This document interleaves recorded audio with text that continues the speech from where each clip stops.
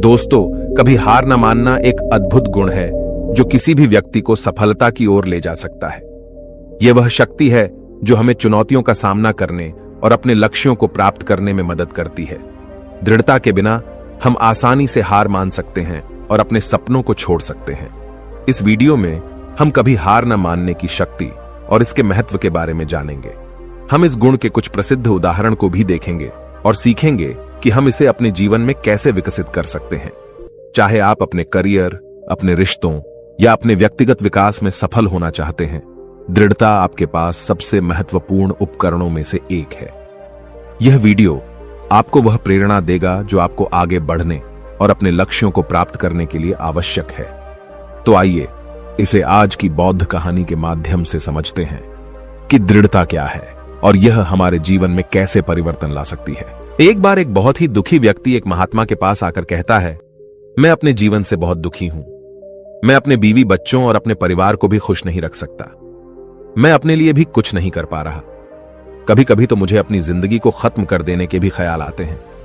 आप इतनी साधनाएं करते हैं, इतनी तपस्या करते हैं, क्या आप मुझे कोई ऐसा मार्ग बता सकते हैं जिससे मैं अपने बुरे वक्त से बाहर आ सकूं? मेरा बहुत बुरा समय चल रहा है।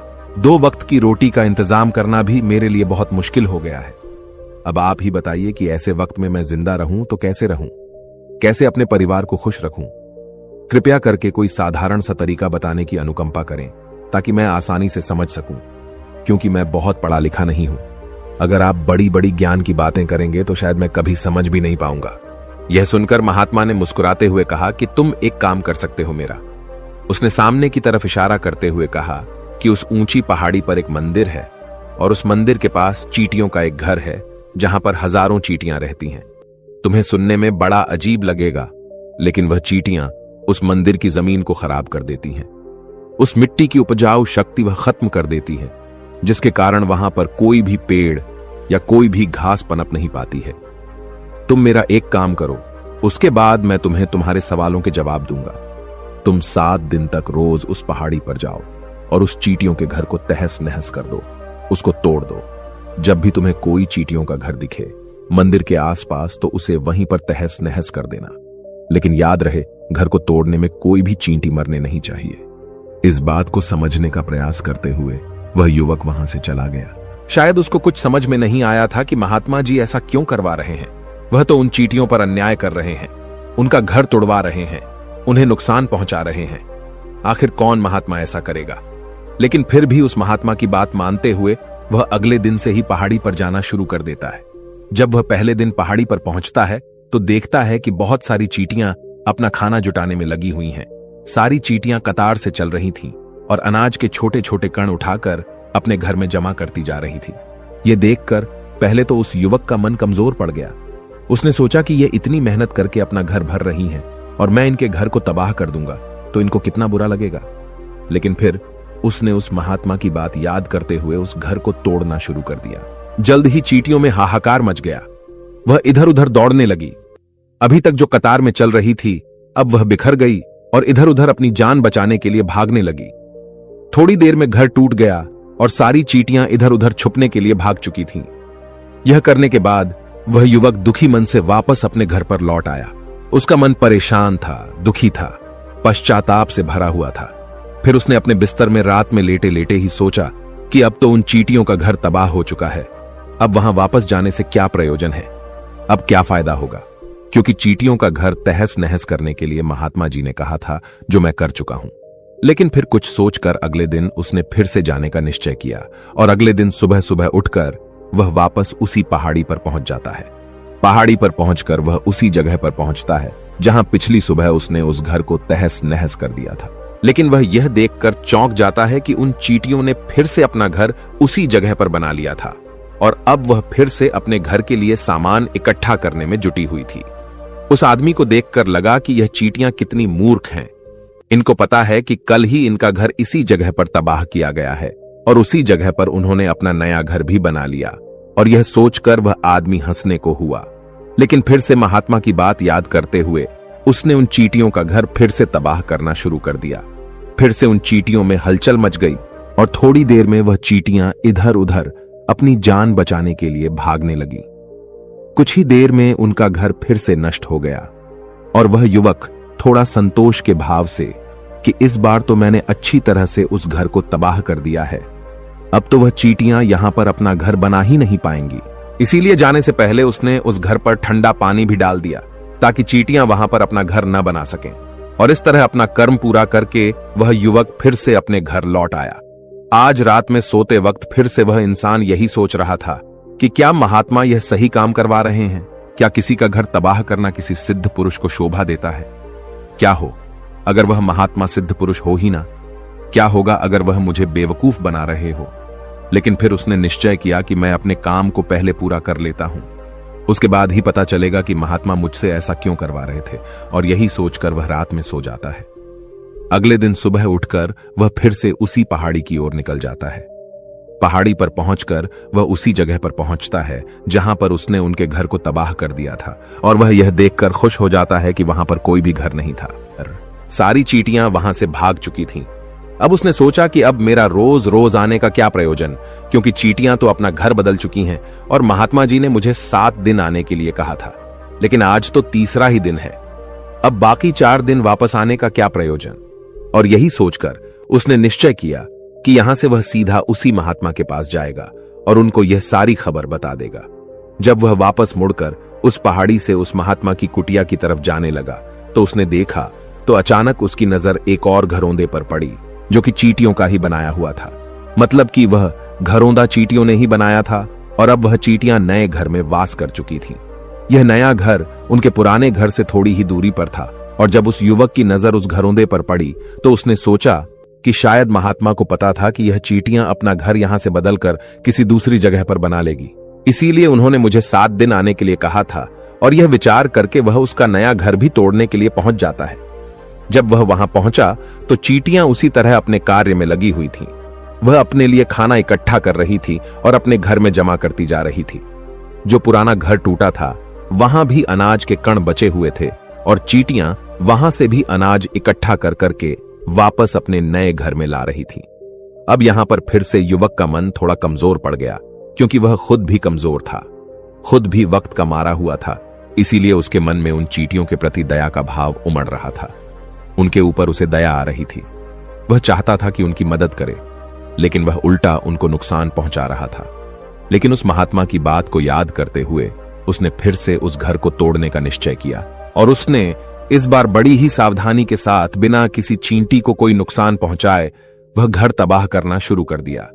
वक्त थोड़ा ज्यादा लगा, क्योंकि किसी भी चींटी को नुकसान न पहुंचाने की शर्त महात्मा ने पहले ही रखी थी। इसीलिए उसको बड़ी सावधानी के साथ उन घरों को तबाह करना था। लेकिन आखिरकार उसने उस घर को भी तबाह कर दिया और उस घर को तबाह करने के बाद वह बड़े ही दुखी मन से, इस बार वह पहले से भी ज्यादा दुखी था, क्योंकि उसने उनका नया घर भी तोड़ दिया था। वह उन चींटियों को बसने ही नहीं दे रहा था और वह अब अपने आप को शैतान या दानव समझने लगा था। लेकिन फिर भी उस महात्मा की बात को मानते हुए वह अपने घर पर दुखी मन से वापस आ गया। रात में सोने से पहले एक बार उसने फिर से सोचा कि मैं कितना बड़ा शैतान हूं, कितना बड़ा दानव हूं। पुराना घर तो छोड़ो, मैं उन चींटियों को कहीं भी बसने के लिए कोई जगह ही नहीं दे रहा हूं। वह चींटियां मेरे बारे में क्या सोचती होंगी? वह कितना दुत्कारते होंगे उस परमात्मा को जो मेरे द्वारा यह काम करवा रहा है। लेकिन फिर भी उसने अगले दिन जाने का निश्चय किया और अगले दिन सुबह सुबह वह फिर से वहां पर पहुंच गया। वह यह देखकर फिर से आश्चर्यचकित रह जाता है कि इस बार चींटियों ने एक और नई जगह पर अपना घर बना लिया था। वह पहले से भी ज्यादा ऊर्जा के साथ काम कर रही थी और उन्होंने एक रात में पहले से भी बड़ा घर बना लिया था और अब वह फिर से अपना अनाज और खाना इकट्ठा करने में जुटी हुई थी। यह देखकर उस आदमी को लगा कि यह चींटियां किस मिट्टी की बनी हुई हैं। मैं इनको बार बार यहां से भगाने की कोशिश कर रहा हूं और ये वहीं पर अपना घर बना लेती हैं। क्या इनको पता नहीं है कि मैं इन्हें यहां पर कभी भी बसने नहीं दूंगा? यह चींटी है, दिखने में इतनी छोटी है, लेकिन फिर भी यह मुझसे हार नहीं मान रही है। बड़े ताज्जुब की बात है। और इस बार उसने गुस्से में उस घर को तहस नहस करना शुरू कर दिया। लेकिन इस बार तहस नहस करते हुए कुछ चींटियां वहीं पर मर गईं। उसके पैरों तले कुचल दी गई। कुचलने के बाद जब वह अपने अहंकार से बाहर आया तो उसने देखा कि गुस्से में उसने उन चींटियों को कितनी क्षति पहुंचा दी है। उसका मन पश्चाताप से भर गया और वह रोता हुआ अपने घर की तरफ बढ़ गया। रात में सोते वक्त उसने सोचा कि मैं उन चींटियों पर बहुत ज्यादा अत्याचार कर रहा हूं। अब इससे ज्यादा अत्याचार मैं नहीं कर पाऊंगा। और यही सोचकर वह अगले दिन उन चींटियों के लिए अपने घर से थोड़ा आटा लेकर उसी पहाड़ी पर पहुंच जाता है। आज उसके मन में उन चींटियों के प्रति श्रद्धा का भाव था, दया का भाव था। आज वह उनकी मदद करना चाहता था। और जब वह वहां पर पहुंचा तो चींटियां फिर से अपने नए घर को बनाने में जुटी हुई थीं। उसने बड़ी ही दया के साथ उन चींटियों को अपना लाया हुआ आटा खिलाया और अगले 3 दिनों तक वह ऐसा ही करता रहा। जो इंसान पिछले 4 दिनों से चींटियों को नुकसान पहुंचा रहा था, अब वही इंसान उन्हें मदद कर रहा था। वह रोज सुबह जाता और उन चींटियों को अपने हाथों से आटा खिलाता। 7 दिन के बाद वह युवक उस महात्मा के पास पहुंचकर हाथ जोड़कर बोलता है कि हे महात्मा जी, मुझे माफ कर देना। मैंने उन चींटियों का घर तबाह करने के लिए बहुत कोशिश की। मैंने उनका घर तबाह किया भी। एक बार नहीं, 4 बार मैंने उनका घर तोड़ा। उसके बाद मैं हिम्मत नहीं कर पाया, उनके घर को नहीं तोड़ पाया। मैं समझ सकता हूं कि मैंने आपका काम पूरा नहीं किया और इसके बदले आप मुझे वह तरीके भी नहीं बताएंगे जो कि मुझे मेरे बुरे समय से बाहर निकाल सकते हैं। लेकिन मुझे इसका कोई दुख नहीं है। मुझे लगता है कि मैंने जो किया वह सही किया, इसीलिए मैं आपसे आज्ञा लेकर वापस जा रहा हूं। कृपया मुझे वापस अपने घर जाने की आज्ञा दीजिए। यह सुनकर उस महात्मा ने मुस्कुराते हुए कहा कि अरे बेटा, इतनी भी क्या जल्दी, रुको तो सही, जलपान तो कर लो, थोड़ी देर ठहर जाओ, उसके बाद चले जाना। और यह कहकर वह महात्मा उस युवक के लिए पानी लेकर आते हैं। पानी पिलाने के बाद महात्मा उस युवक से पूछते हैं कि तुम मुझे यह बताओ कि आखिर तुम उन चींटियों का घर तबाह क्यों नहीं कर सके। वह चींटियां तो छोटी छोटी हैं और तुम इतने विशाल हो, फिर भी तुम उन छोटी छोटी चींटियों का घर तबाह नहीं कर पाए। कहां है तुम्हारी शक्ति, तुम्हारा बाहुबल? इसका जवाब देते हुए उस युवक ने कहा कि हे गुरुवर, मैंने उन चींटियों का घर तबाह कर दिया था, बार बार किया था। एक बार तो अपने गुस्से में उन चींटियों को भी मैंने हानि पहुंचा दी थी। लेकिन जिस दिन मैंने उनको हानि पहुंचाई, उसी दिन मेरे को लगा कि मैं उनको क्यों हानि पहुंचा रहा हूं, क्यों इनको इतनी तकलीफ दे रहा हूं। और उसी दिन से मैंने उनको नुकसान पहुंचाने की बजाय उनकी सहायता करनी शुरू कर दी। यह सुनकर उस महात्मा ने कहा कि यही तो सीखने की बात है। एक छोटी सी चींटी हमें जीवन का संदेश दे जाती है। मैंने तुम्हें उन चींटियों का घर तबाह करने के लिए नहीं भेजा था, मैंने तुम्हें भेजा था ताकि तुम उन चींटियों से कुछ सीख ले सकूं। तुम्हें क्या सीख मिली उन चींटियों से, क्या मुझे बता सकते हो? यह सुनकर उस युवक ने पूरी कहानी बयां कर दी। पूरी कहानी सुनने के बाद महात्मा ने मुस्कुराते हुए कहा कि बेटा, तुमने जो महसूस किया, मैं वही तुम्हें दिखाना चाहता था। वो ये थी कि तुमने कितनी ही बार उनके घर को तोड़ने की कोशिश की, कितनी ही बार प्रयास किया कि उनका घर तबाह हो जाए, लेकिन वह हर बार अपना नया घर बना लेती थी। उन्होंने कभी भी हार नहीं मानी। अगर वह हार मान लेती तो चींटियां तुम्हें वहां पर नहीं मिलती। जब एक छोटी सी चींटी अपने विश्वास और मेहनत से इतने बड़े आदमी का दिल बदल सकती है, तो तुम तो इंसानों का मन बदल ही सकते हो। अपने जीवन में अपनी किस्मत न बदलने का कोई कारण तुम्हारे पास नहीं बचता। जीवन कार्यशीलता का नाम है, कर्मशीलता का नाम है। लेकिन हम मनुष्य 1-2 बार हार मिलने पर ही टूट जाते हैं, हताश हो जाते हैं और फिर जीवन में प्रयास ही नहीं करते। और कुछ लोग अपनी जिंदगी को खत्म करने पर उतारू हो जाते हैं। लेकिन जानवरों में तुमने एक बात देखी होगी कि वह अपना जीवन खुद से कभी खत्म कर ही नहीं सकते हैं। तुमने कभी नहीं सुना होगा कि किसी जानवर ने आत्महत्या कर ली, चाहे वह जानवर कितना ही भूखा क्यों ना हो, कितना ही दुखी क्यों ना हो, लेकिन वह अपने जीवन के लिए हमेशा संघर्ष करता रहता है। लेकिन वहीं पर दूसरी तरफ हम मनुष्य 1-2 बार हताश होने पर ही अपना जीवन खत्म कर लेते हैं। जीवन तो कर्म करने का नाम है, इसीलिए मृत्यु से पहले कर्म करना कभी मत छोड़ना, क्योंकि मृत्यु के बाद तो तुम परम विश्राम में चले ही जाओगे। तो उससे पहले कर्म करना क्यों छोड़ रहे हो, क्यों हताश हो रहे हो? अगर तुम्हारा एक घर टूट गया है तो दूसरा घर बनाने का प्रयास करो, कोशिश करो, और कोशिश करने वालों की कभी हार नहीं होती। ये तुम उन चींटियों से देख चुके हो। देखने में तुमसे कितनी छोटी है वह चींटियां और तुम इतने बड़े हो, लेकिन उनका मन तुम्हारे मन से इतना बड़ा है, इतना विशाल है, इतना दृढ़ संकल्प है कि इतनी बार घर टूटने पर भी उन चींटियों ने कभी हार नहीं मानी। दूसरी सीख यहां से लेने की थी, वह यह थी कि जब भी हमारे ऊपर बुरा समय आता है, हमें लगता है कि यह समय कभी नहीं जाएगा, यह समय मेरे जीवन को बर्बाद कर देगा, मुझे कभी नहीं जीने देगा।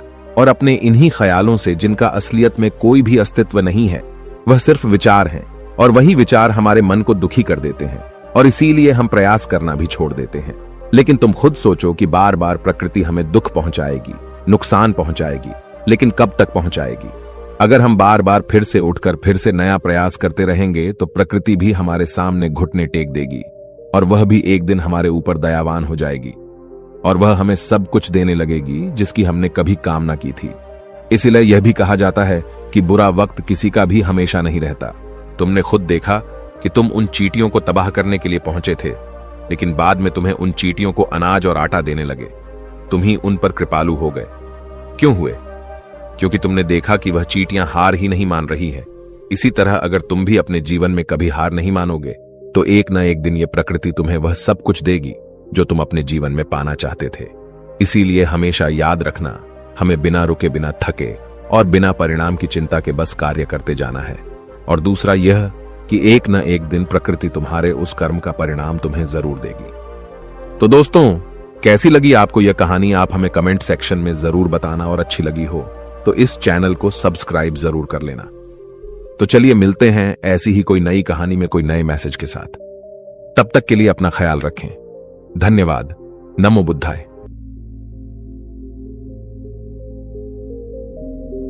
एक राजा युद्ध में हार गया तो शत्रु सैनिकों से बचने के लिए एक गुफा में छिप गया। सैनिकों ने पत्थरों से बंद कर दी थी गुफा का रास्ता। जो लोग सफलता पाना चाहते हैं उन्हें अंतिम पल तक हिम्मत नहीं हारना चाहिए। जिस पल हम हार मान लेते हैं उसी समय हम असफल हो जाते हैं। ये बात एक लोक कथा से समझ सकते हैं। कथा के अनुसार पुराने समय में एक राजा युद्ध में हार गया था। उसके सभी सैनिक मारे जा चुके थे। राजा किसी तरह अपनी जान बचाकर जंगल में भाग गया। सैनिक उसका पीछा कर रहे थे। वह बचने के लिए एक गुफा में छिप गया। सैनिक राजा को जंगल में खोजते खोजते उस गुफा तक पहुंच गए। गुफा के अंदर राजा को ढूंढा, लेकिन सैनिक उसे ढूंढ नहीं सके। बाहर आकर सैनिकों ने बड़े बड़े पत्थरों से गुफा का रास्ता बंद कर दिया। गुफा बहुत गहरा था। अंदर की ओर राजा छिपा हुआ था। वह काफी थक चुका था। भूख प्यास की वजह से बेहाल हो रहा था। उसके शरीर में ताकत भी नहीं बची थी। शत्रु सैनिक गुफा का रास्ता बंद करके वहां से चले गए तो राजा अंदर बैठे बैठे सोच रहा था कि अब तो उसका जीवन खत्म हो गया। वह गुफा से कभी बाहर नहीं निकल पाएगा। राजा निराश हो चुका था। तभी उसे माँ की एक बात याद आई। उसकी माँ कहती थी कि कुछ तो कर, यूं ही मत मर। ये बात याद आते ही राजा में फिर से ऊर्जा आ गई। उसने सोचा कि कोशिश किए बिना हार नहीं मानना चाहिए। राजा गुफा के द्वार से पत्थरों को हटाने का काम शुरू कर दिया। कड़ी मेहनत के बाद राजा ने बड़े बड़े पत्थर खिसका दिए। किसी तरह राजा ने बाहर निकलने की थोड़ी सी जगह बना ली थी।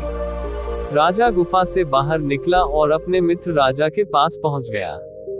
मित्र राजाओं की मदद से उसने शत्रुओं को पराजित कर दिया और अपना राज्य वापस प्राप्त कर लिया। सीख। इस कथा की सीख यही है कि हमें सफलता मिलने तक हार नहीं मानना चाहिए। जिस पल हम हार मान लेते हैं उसी समय असफल हो जाते हैं। यदि कहानी अच्छी लगी तो वीडियो को लाइक और चैनल को सब्सक्राइब जरूर करें। अपना बहुमूल्य समय देने के लिए दिल से धन्यवाद। मिलते हैं अगले वीडियो में।